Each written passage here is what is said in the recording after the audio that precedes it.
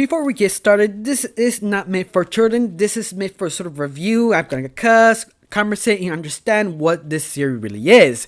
Besides this, if you're not entertained the idea, just chase the channel, especially if you're very young. This is probably not interest you. Besides this, this is the first time you see my channel. I use review cartoon series, anime series, all subject could be random.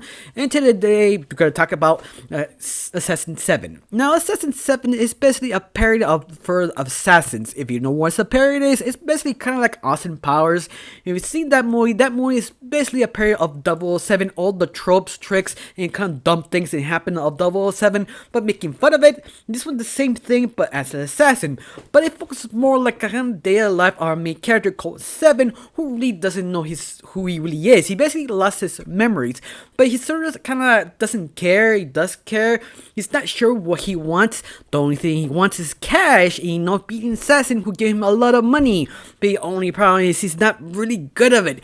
But he does have a clue that his memory kind of triggered when he sort of assassin sort of guild or something like that. Something to do with assassin guild and their ratings.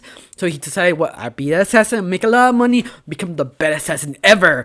But the sad part is, he's not very good at it. He sort of fails constantly because he doesn't know what to do, but he does. It's sort of things that sort of clicks when he really needs it kind of deal. It's sort of extent machina how badass he is, but at the same time making fun of it because do we show how assassins sort of kind of difficult to basically do their job because you never know, something could completely go wrong like multiple times.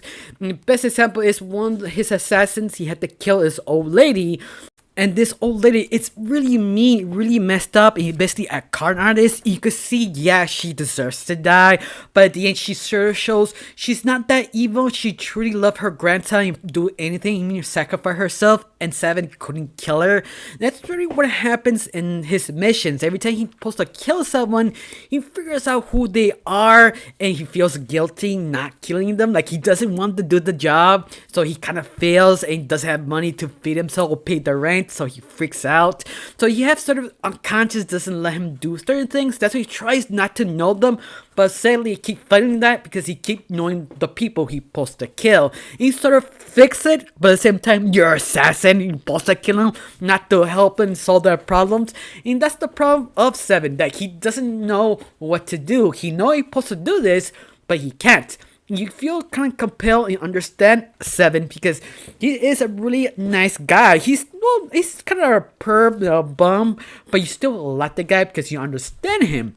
Especially his best friend sort of annoying him, supposedly he's sort of his manager and slash his best friend who trying to help him do his job, but he doesn't let him, Seven does not let him do his job. So you have sort of conflict, but once more, this is not dramatic. They try to be dramatic, but when they do, they make a fun of the dramatic. So you can see they have sort of fun, especially the animation. The animation changes, depends what kind of things they're trying to do. They're trying to be serious, they go old JoJo on you. They do this kind of serious monologue, this bad poses. They trying to think down these great action scenes, but later on they change the animation something dumb and simple, like kind of like Adventure Time kind of simple animation, and make a joke.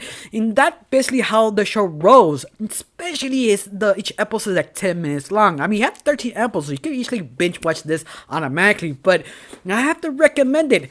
Oh yeah, because this is very funny. Especially comedy is hard to sell, especially if it's from some different country, because comedy is differently where you go in the world.